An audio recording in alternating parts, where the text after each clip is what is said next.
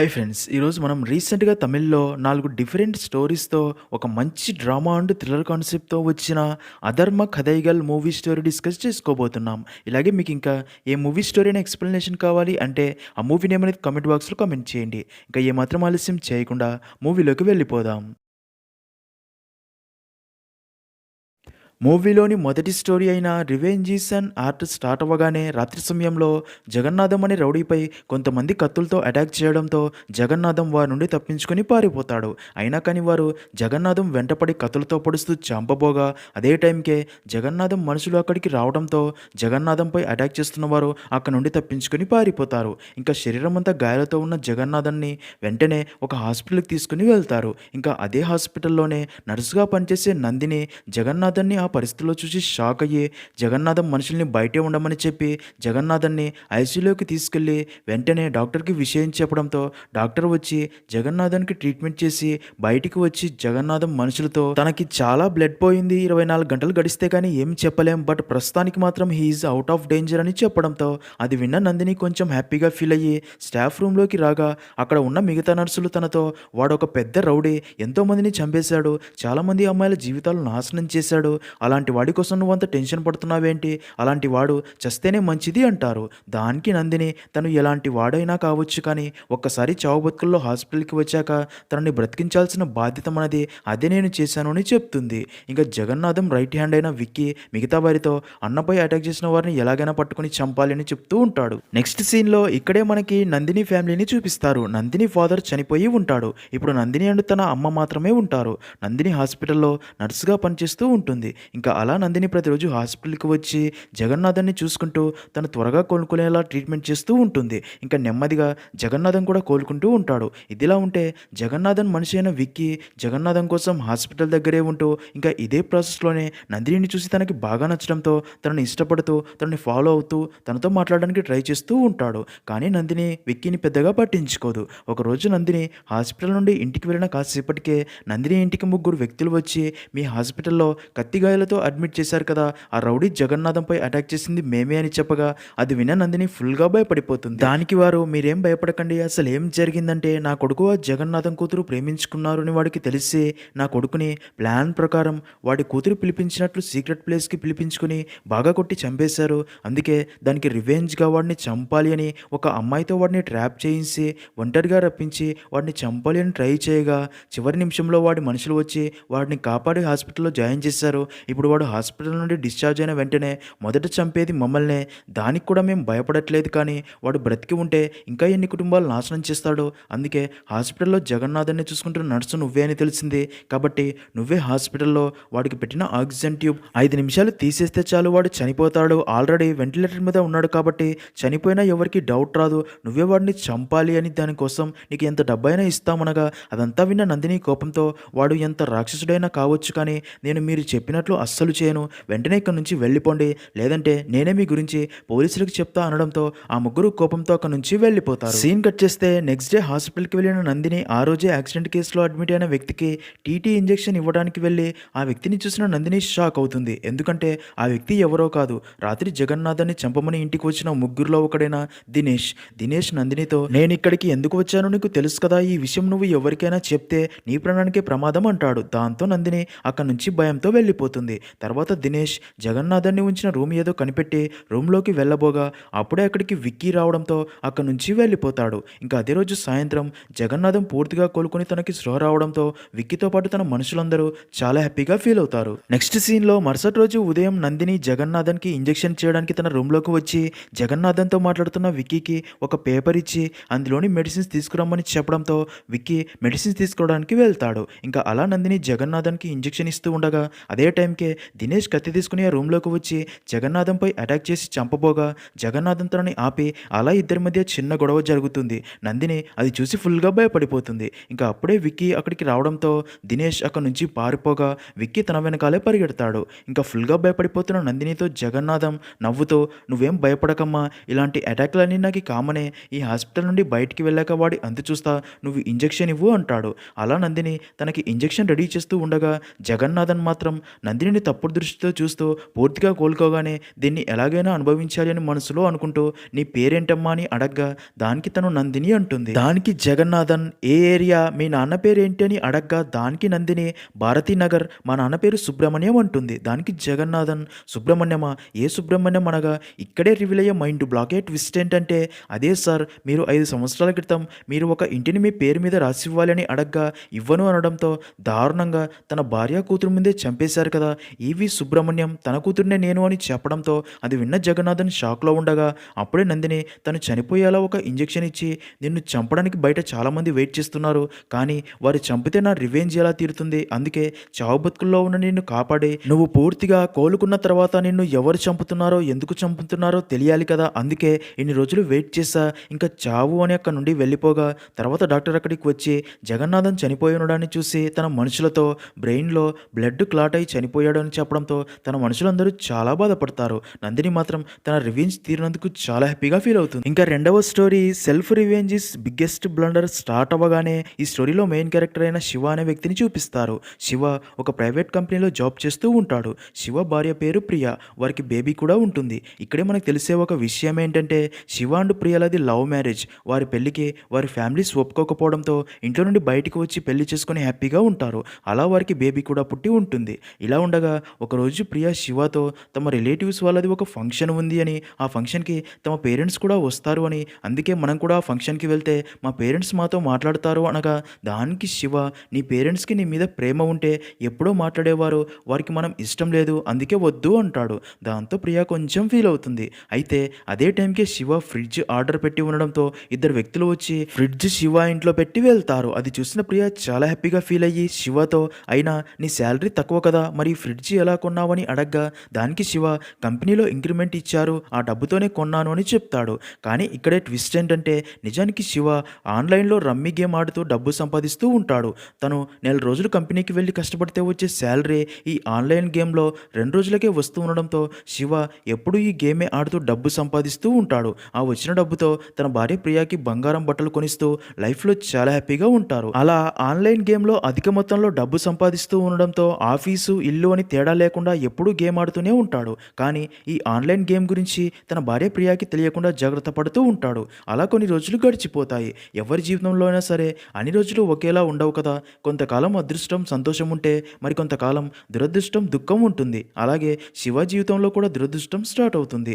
మొదట్లో online game ద్వారా ఎంతో డబ్బు సంపాదించిన శివ ఇప్పుడు కంటిన్యూగా డబ్బు లాస్ అవుతూ ఉంటాడు. డబ్బు లాస్ అవుతున్నా అని అర్థమైన శివ ఆ గేమ్ని ఇంకా అక్కడితో ఆపేసి ఉంటే బాగుండేది. కానీ మొదట్లో దాంట్లో బాగా డబ్బు సంపాదించి దానికి ఫుల్గా అడిక్ట్ అయిపోయి ఉండడంతో నెక్స్ట్ గేమ్లో విన్ అవుతానేమో ఇంకో గేమ్లో విన్ అవుతానేమో అంటూ కంటిన్యూగా గేమ్స్ లాస్ అవుతున్నా సరే తన దగ్గర ఉన్న డబ్బు పోతున్నా సరే తన కంపెనీలో లోన్ తీసుకుని తన ఫ్రెండ్స్ దగ్గర డబ్బు అప్పుగా తీసుకుని మరి గేమ్ ఆడినా సరే గేమ్ లాస్ అయ్యి డబ్బు పోగొట్టుకుంటాడు. ఇంకా కంపెనీలో కూడా పని చేయకుండా ఎప్పుడూ గేమ్ ఆడుతూనే ఉన్న శివాని చూసిన తన బాస్ తనని జాబ్ నుండి తీసేయడంతో ప్రతిరోజు కంపెనీ అని ప్రియాకి చెప్పి పార్కుకి వెళ్ళి గేమ్ ఆడుతూ విపరీతంగా అప్పులు చేస్తూ గేమ్ ఆడుతూ డబ్బులు మొత్తం పోగొట్టుకుంటూ ఉంటాడు. సీన్ కట్ చేస్తే అలా కొన్ని రోజులు గడిచిపోతాయి. శివ తీసుకున్న డబ్బు తిరిగి ఇవ్వకపోవడంతో అందరూ శివకి ఫోన్ చేస్తూ తమ డబ్బు అడగడం స్టార్ట్ చేస్తారు. ఆ టార్చర్ భరించలేని శివ వారి కాల్స్ కూడా లిఫ్ట్ చేయడం మానేస్తాడు. దాంతో శివకి డబ్బు అప్పుగా ఇచ్చిన కొంతమంది తన ఇంటి దగ్గరికి వచ్చి గొడవ చేయడం కూడా స్టార్ట్ చేస్తారు. దాంతో శివ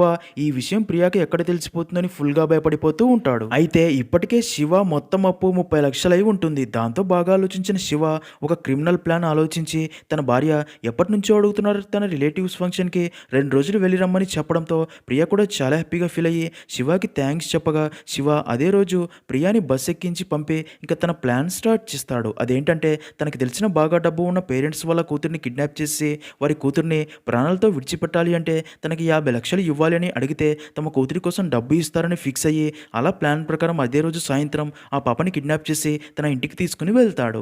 ఆ పాప శివాని ఎందుకు అంకుల్ నన్ను ఇక్కడికి తీసుకుని వచ్చారని అడగ్గా దానికి తను ఇది దొంగ పోలీస్ గేమ్ నువ్వు ఈ రోజు మొత్తం నా దగ్గరే దాక్కుంటే రేపు ఉదయాన్నే నీ ఫాదర్ వచ్చి నిన్ను కనిపెట్టి తీసుకెళ్తాడు అని చెప్పి తనకి చాక్లెట్ ఇచ్చి తర్వాత ఆ పాప ఫాదర్కి ఫోన్ చేసి విషయం చెప్పడంతో దానికి తన ఫాదర్ నువ్వు అడిగిన 50 లక్షలు రేపు ఉదయంలోగా రెడీ చేసి నీకు తెచ్చి ఇచ్చి నా కూతురిని తీసుకెళ్తా అని చెప్పడంతో శివ చాలా హ్యాపీగా ఫీల్ అవుతాడు. కానీ ఇక్కడే ట్విస్ట్ ఏంటంటే అదే రోజు రాత్రి ప్రియా ఇంటికి తిరిగి వస్తుంది.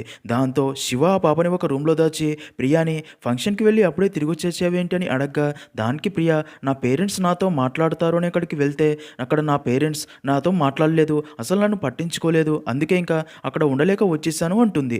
అయితే అప్పుడే ఆ పాపని ఉంచిన రూమ్ నుండి సౌండ్స్ రావడంతో ప్రియ ఆ రూమ్లోకి వెళ్ళి ఆ పాపని చూసి షాక్ అయ్యి శివతో అసలు ఈ పాప ఎవరు, ఇక్కడ ఏం జరుగుతుందని అడగ్గా శివకి మరో దారి లేక అసలు నిజం తనకి చెప్పేస్తాడు. తను ఆన్లైన్ గేమ్ ఆడి 30 లక్షల దాకా అప్పు చేశాను అని, అప్పులు ఇచ్చిన వారు టార్చర్ చేస్తున్నారు, అందుకే బాగా డబ్బున్న ఈ పాపని కిడ్నాప్ చేసి వారి పేరెంట్స్ని ఫోన్ చేసి 50 లక్షలు డిమాండ్ చేశా, ఈ ఒక్క రాత్రి సైలెంట్గా ఉంటే 50 లక్షలు మనకు దక్కుతాయి, మన కష్టాలన్నీ తీరుతాయి అని రిక్వెస్ట్ చేయగా దానికి ప్రియ షాక్ అయ్యి నిన్ను నమ్మి నేను నా పేరెంట్స్ని కూడా కాదనుకుని వచ్చింది, నువ్వు మంచివాడు అని, కానీ నువ్వేమో ఇక్కడ నాకు తెలియకుండా కిడ్నాప్ చేసేదాకా వచ్చావు, ఈరోజు డబ్బు సమస్య నిన్ను కిడ్నాప్ చేసేదాకా తీసుకెళ్ళింది, రేపు అదే మర్డర్ చేయనియదు అని గ్యారంటీ ఏంటి, ఇలాంటి డబ్బు మనకు వద్దు, ఆ పాపని తీసుకెళ్లి తన ఇంటి దగ్గర వదిలి రమ్మని ఎంత చెప్పినా శివ వినకపోవడంతో ప్రియ పోలీసులకు చెప్తా అని కాల్ చేయబోగా శివ తనని ఆపబోయి అలా ఇద్దరి మధ్య గొడవలో శివ కోపంతో ప్రియాని వెనక్కి తోయడంతో ప్రియ తల టేబుల్కి తగిలి గాయమయ్యి స్పాట్లోనే చనిపోతుంది. అది చూసిన శివ షాక్ అయ్యి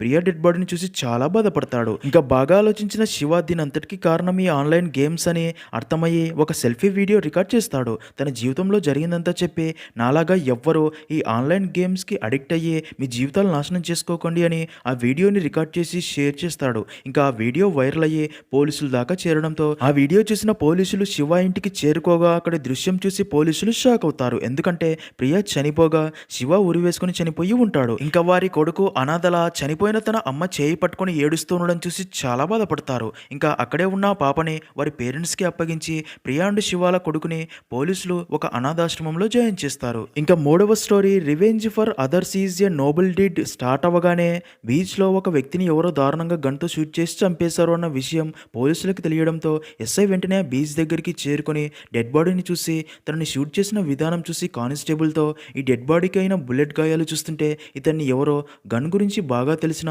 దాన్ని ఉపయోగించే వ్యక్తే 2-3 మీటర్ల దూరం నుండి కాల్చి చంపినట్టు తెలుస్తుంది అంటాడు.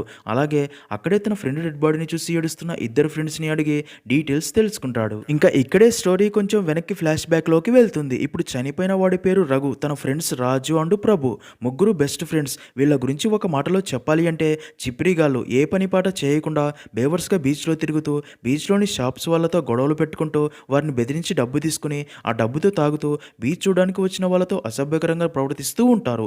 ఈ ముగ్గురు వల్ల ఆ బీచ్లో అందరూ ఇబ్బందులు పడుతూ వారిని ఎదిరిస్తే ఎక్కడ చంపుతారో అని భయపడి సైలెంట్గా ఉంటారు. ఇంకా అదే బీచ్లో వీరయ్య అనే ముసలి వ్యక్తి బెలూన్స్ గన్తో షూట్ చేసే గేమ్ పెట్టుకుని ఆ వచ్చిన డబ్బుతో బీచ్కి దగ్గరలోని చిన్న ఇంట్లో జీవిస్తూ ఉంటాడు.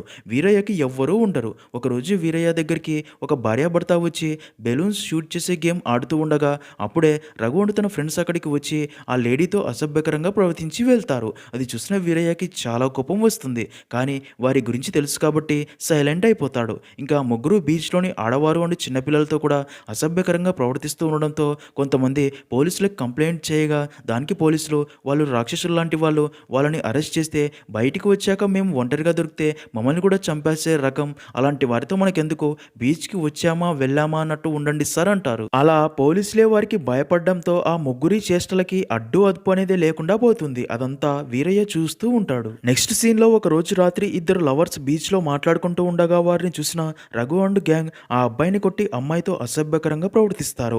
ఆ అమ్మాయి తమని వదిలేయమని ఎంత రిక్వెస్ట్ చేసినా సరే వారు వినరు. ఆ అరుపులు విన్న వీరయ్య అక్కడికి వచ్చి ఆ అమ్మాయిని వదిలేయమని ఆ ముగ్గురిని ఎంత రిక్వెస్ట్ చేసినా సరే వారు వినరు. వీరయ్యకి కత్తి చూపించి బెదిరించి ఆ అమ్మాయిని పడవ వెనక్కి లాక్కెళ్ళిపోతారు. అదంతా చూస్తున్న వీరయ్య ఏమీ చేయలేని స్థితిలో ఉండిపోతాడు. మరుసటి రోజు ఉదయం షాప్ తెరవడానికి బీచ్కి వచ్చిన వీరయ్య రాత్రి వాళ్ళు లాక్కెళ్ళిన అమ్మాయి శవంగా పడి ఉండడం చూసి షాక్ అవుతాడు. ఒక అమ్మాయి ప్రాణం కాపాడలేకపోయినందుకు చాలా బాధపడతాడు. ఆ రోజు రాత్రంతా తనకి ఆ అమ్మాయి గుర్తొస్తూ నిద్ర పట్టదు. బాగా ఆలోచించిన వీరయ్య ఆ ముగ్గురిని ఇలాగే వదిలేస్తే ఇంకా ఎంతమందిని బలి తీసుకుంటారో అని వారిని చంపాలి అని ఫిక్స్ అయ్యి తుపాకీ తయారు చేయడానికి కావలసిన వస్తువులు, బుల్లెట్స్ కోసం మందుగుండు సామాగ్రి కొని తెచ్చుకొని తుపాకీ అండ్ బుల్లెట్స్ రెడీ చేసుకుంటాడు. మరుసటి రోజు రాత్రి రఘు అండ్ తన ఫ్రెండ్స్ బీచ్లో డ్రింక్ చేస్తూ ఉండగా రఘు పాసిపోయడానికి పక్కకి రాగా వారినే గమనిస్తున్న వీరయ్య గన్తో రఘు ముందుకు వచ్చి రఘుని గన్తో షూట్ చేసి చంపేసి వెళ్ళిపోతాడు. ఆ గన్ సౌండ్స్ విన్న రాజు అండ్ ప్రభు అక్కడికి వచ్చి రఘు శవాన్ని చూసి షాక్ అయ్యి తనను చంపింది ఎవరా అని ఆ ప్లేస్ అంతా చూడగా అక్కడ ఎవరూ కనిపించారు. ఇదే సీనే మనకి మొదట చూపిస్తారు. ఎస్ఐ ఆ రఘు గురించి బీచ్లోని షాపు వాళ్ళని అడగ్గా వాడు చనిపోవడమే మంచిది, ఎవరు చంపారో కానీ మాకు మంచి చేశారు అంటారు.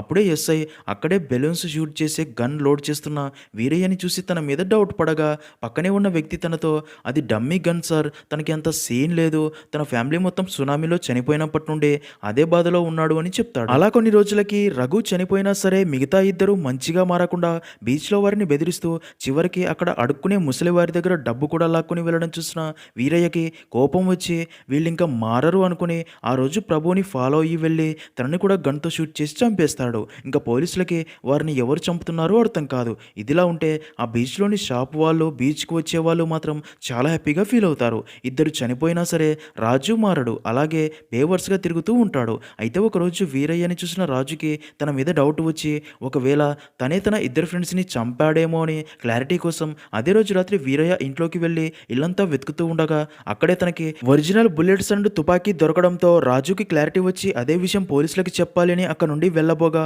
అప్పుడే అక్కడికి వచ్చిన వీరయ్య రాజుని చూసి తనను కూడా గన్తో షూట్ చేసి చంపబోగా రాజు వీరయ్యపై అటాక్ చేస్తాడు. అలా ఇద్దరి మధ్య చాలాసేపు ఫైట్ తర్వాత వీరయ్య రాజును కూడా గన్తో షూట్ చేసి చంపేస్తాడు. అయితే ఇక్కడే ట్విస్ట్ ఏంటంటే అప్పటికే ఎస్ఐ మఫ్టీలో బీచ్ దగ్గర ఉంచిన కానిస్టేబుల్ అదంతా చూసి ఎస్ఐకి కాల్ చేసి చెప్పగా అది విన్న ఎస్ఐ మాత్రం ఆ ముగ్గురి గురించి అక్కడి షాప్ వాళ్ళు చెప్పింది విన్న తర్వాత వారికి అలా జరగడమే కరెక్ట్, లా ప్రకారం వారిని మనం ఏం చేయలేము, ఆ పని వీరయ్య చేశాడు, ఈ రోజు నుండి ఆ బీచ్కి అక్కడి వారికి ప్రశాంతత దొరుకుతుంది, నువ్వు వీరయ్యని వదిలేసి నువ్వు అక్కడ నుండి వచ్చేసి అంటాడు. ఇంకా మూవీలో చివరి story for giving is the better revenge start అవ్వగానే ఈ స్టోరీలో మెయిన్ క్యారెక్టర్ అయిన దివ్య అనే అమ్మాయిని చూపిస్తారు. దివ్య ఫ్యామిలీలో తన అమ్మ నాన్న ఇంకా తమ్ముడు ఉంటారు. దివ్య వాళ్ళది ఒక మిడిల్ క్లాస్ ఫ్యామిలీ. దివ్య ఫాదర్కి హెల్త్ బాగోదు, ఆపరేషన్కి దాదాపు 8 లక్షలు అవుతాయని డాక్టర్స్ చెప్పి ఉంటారు. ఇంకా దివ్య ఫ్యామిలీలో ఇప్పుడు దివ్య మాత్రమే జాబ్ చేస్తూ తన ఫ్యామిలీని చూసుకుంటూ ఉంటుంది. అలాగే తన ఫాదర్కి ఆపరేషన్ కోసం అయ్యే డబ్బు కోసం చాలా ట్రై చేస్తూ ఉంటుంది. ఇక్కడే మనకు తెలిసే ఒక విషయం ఏంటంటే దివ్యని మధు అనే అబ్బాయి ప్రేమిస్తూ దివ్య వెంట తిరుగుతూ ఉంటాడు. దివ్యకి కూడా మధు అంటే ఇష్టం ఉంటుంది. ఇలా ఉండగా ఒకరోజు దివ్య ఇంటికి గోవిందన్ అనే వారి పక్క వీధిలో ఉండే వ్యక్తి ఇద్దరు భార్యాభర్తల్ని తీసుకుని వచ్చి దివ్యాను తన అమ్మతో, sir Kaveri jewellery shop owner, తన పేరు దినేష్, తన భార్య మేనక, వారికి పెళ్ళయి 10 సంవత్సరాలైంది కానీ ఇప్పటికీ పిల్లలు లేరు. డాక్టర్ సార్ భార్యని చెక్ చేసి మేడం యూట్రస్ స్ట్రాంగ్గా లేదు అని, అందుకే తను బిడ్డకి జన్మనివ్వలేదు అని చెప్పారు. కానీ సరోగసి ద్వారా వీళ్ళు తమ బేబీని పొందగలరు. అది ఎలా అంటే సార్ స్ప్రెమ్, మేడం ఓవం సెల్ తీసుకుని ఆ రెండింటిని మరొక మహిళలో ఉంచడం ద్వారా వీరి బిడ్డని ఆ మహిళ 9 నెలలు మోస్తే బిడ్డ డెలివరీ అయ్యాక వీరు తీసుకుంటారు. ఇదే సరోగసి ప్రాసెస్. అందుకోసమే నీ దగ్గరికి వీరిని తీసుకుని వచ్చాను, వారి బిడ్డని నీ కడుపులో మొయ్యాలి అనగా అది విన్న దివ్య షాక్ అయ్యి దానికి ఒప్పుకోదు. దానికి గోవిందన్, నాకు నీ ఫ్యామిలీ ప్రాబ్లమ్స్ అన్నీ తెలుసు, నీ ఫాదర్కి ఆపరేషన్ డబ్బు కోసం ఇబ్బంది పడుతున్నావు అని తెలుసు, అందుకే బాగా ఆలోచించి వీరిని నీ దగ్గరికి తీసుకుని వచ్చాను. ఈ పని చేస్తే వీళ్ళు మొత్తం 10 లక్షలు ఇస్తారు, అడ్వాన్స్గా 4 లక్షలు డబ్బు ఇస్తారు, బాగా ఆలోచించుకోండి అని చెప్తాడు. అదంతా విన్న దివ్యకి అలా చేయడం ఇష్టం లేకపోయినా సరే తన ఫ్యామిలీ గురించి తన ఫాదర్ ఆపరేషన్ గురించి ఆలోచించి దానికి ఓకే అని చెప్తుంది. దానికి తన అమ్మ, నీకు ఇంకా పెళ్లి కూడా కాలేదు, ఇలా చేస్తే రేపు నీకు పెళ్ళి ఎలా అవుతుంది అనగా దానికి దివ్య, నన్ను అర్థం చేసుకునేవాడు ఉన్నాడులే అని చెప్తుంది. దాంతో వాళ్ళు 4 లక్షల డబ్బు అడ్వాన్స్గా ఇచ్చి వెళ్ళిపోతారు. సీన్ కట్ చేస్తే సరోగసి ప్రాసెస్ స్టార్ట్ చేసి ఈ విషయం గురించి ఎవరికీ తెలియకుండా దివ్య అండ్ తన అమ్మని ఒక సీక్రెట్ ఇంట్లో ఉంచి దినేష్ అండ్ మేనక దివ్య కోసం డాక్టర్ని అలాగే ఫుడ్ మొత్తం అన్ని ఏర్పాట్లు రెడీ చేస్తారు. అలా కొన్ని రోజులు గడిచిపోతాయి. ఇదిలా ఉంటే కొన్ని రోజులుగా దివ్య షాప్కి రాకపోవడంతో దివ్యకి ఏమైందో అని మధు ఫుల్గా టెన్షన్ పడుతూ దివ్య కోసం ప్రతిరోజు తను పనిచేసే షాప్ దగ్గరికి వచ్చి వెయిట్ చేస్తూ ఉంటాడు. అక్కడికి దగ్గరలోనే కాలనీలన్నీ వెతుకుతూ ఉంటాడు. ఇలా ఉండగా మధు ఒకరోజు దివ్య ఉంటున్న ఇంటిని చూసి తనతో మాట్లాడాలని హ్యాపీగా అక్కడికి వెళ్ళబోగా అప్పుడే దివ్య ప్రెగ్నెంట్ అని అర్థమైన మధు షాక్ అయ్యి కోపంతో అక్కడి నుంచి వెళ్ళిపోతాడు. దాంతో దివ్య కూడా ఫీల్ అవుతుంది. ఇంకా ఎలా దివ్యకి 6th మంత్ ఉన్నప్పుడు ఆ ఇంటి ఓనర్ అక్కడికి మరొక ఫ్యామిలీని తీసుకొని వచ్చి, మీరు ఈ మంత్ ఎండ్కి ఇల్లు ఖాళీ చేస్తారు కదా, అందుకే మరొక ఫ్యామిలీకి అద్దెకి ఇవ్వడానికి వారికి ఇల్లు చూపించడానికి తీసుకుని వచ్చా అని చెప్పగా అది విన్న దివ్య అండ్ తన అమ్మ షాక్ అయ్యి, నాకు ఇప్పుడు 6th మంత్ మాత్రమే కదా అనగా దానికి ఇంటి ఓనర్, లేదమ్మా దినేష్ సారే చెప్పాడు అనడంతో దివ్య అండ్ తన అమ్మకి ఏమీ అర్థం కాక దినేష్కి ఫోన్ చేయగా కాల్ లిఫ్ట్ చేయకపోవడంతో నేరుగా దినేష్ ఇంటికి వెళ్తారు. కానీ అక్కడ దినేష్ ఉన్నాడు. దాంతో దినేష్ భార్యని కలిసి అడగ్గా ఇక్కడే రివీల్ అయ్యే మైండ్ బ్లాక్ అయ్యే ట్విస్ట్ ఏంటంటే దినేష్ మరొక అమ్మాయితో అఫేర్లో ఉన్న విషయం తన భార్యకి తెలిసి గొడవపడి ఇద్దరు విడిపోయి డైవర్స్కి కూడా అప్లై చేశారు అని తెలుస్తుంది.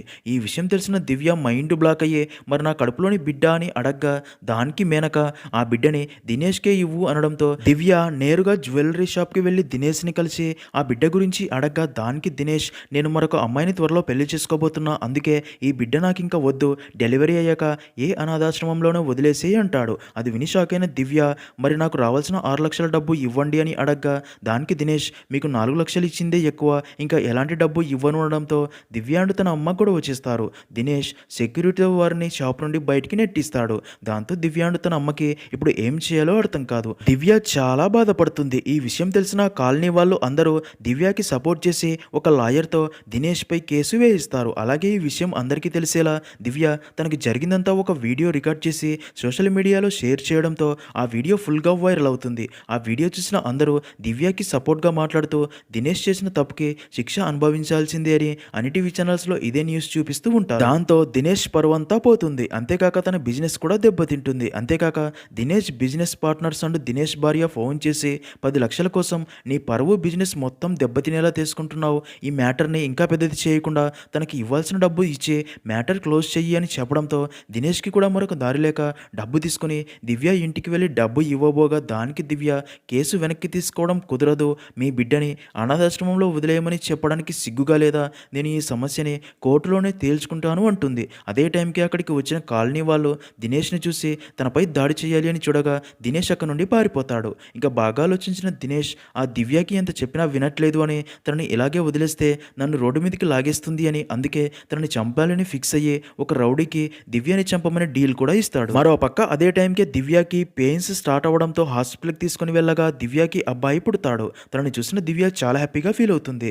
తను తన బిడ్డ కాకపోయినా సరే 9 నెలలు తన కడుపులోనే మోయడంతో తన బిడ్డనే అని ఫీల్ అయ్యి తనని చాలా ప్రేమగా చూసుకుంటుంది. ఇంకా బాగా ఆలోచించిన దివ్య కమిషనర్ ఆఫీస్కి వెళ్ళి తను దినేష్ పై ఇచ్చిన కంప్లైంట్ వెనక్కి తీసుకుని బయటికి రాగా అక్కడే ఉన్న మీడియా వాళ్ళు తనని దినేష్ మీద ఇచ్చిన కంప్లైంట్ ఎందుకు వెనక్కి తీసుకున్నారని అడగ్గా దానికి దివ్య ఇక మీదట నాకు తనకి మధ్య ఎలాంటి సంబంధం ఉండకూడదు అనుకుంటున్నా, ఎందుకంటే ఇప్పుడు నేను ఈ బిడ్డకి అమ్మని కాబట్టి ఇక మీదట ఈ బిడ్డ నా బిడ్డ, నాకు డబ్బు ముఖ్యం కాదు అని చెప్పి వెళ్ళిపోతుంది. ఇక్కడే ట్విస్ట్ ఏంటంటే ఈ న్యూస్ని మొదటి స్టోరీలోని నందిని, రెండవ స్టోరీలోని ప్రియా అండ్ శివాల కొడుకు, మూడవ స్టోరీలోని రంగయ్య కూడా చూస్తూ ఉంటారు. ఇంకా అలా దివ్య ఇంటికి రాగా అప్పుడే దినేష్ సెట్ చేసిన రౌడీ దివ్యని చంపడానికి రెడీగా ఉండగా ఈ న్యూస్ చూసిన దినేష్ ఆ రౌడీకి ఫోన్ చేసి దివ్యని చంపకుండా వదిలేసి అక్కడ నుండి వచ్చేసి అని చెప్పడంతో ఆ రౌడీ అక్కడ నుంచి వెళ్ళిపోతాడు. ఇంకా స్టోరీ ఎండింగ్లో దివ్య తన బాబుని ఎత్తుకొని వెళ్తూ ఉండగా జరిగిందంతా తెలుసుకున్న మధు దివ్య దగ్గరికి వచ్చి తనని తప్పుగా అర్థం చేసుకున్నందుకు సారీ చెప్పి అలా ఇద్దరూ కలిసి హ్యాపీగా నడుస్తూ వెళ్ళినట్టు చూపిస్తారు.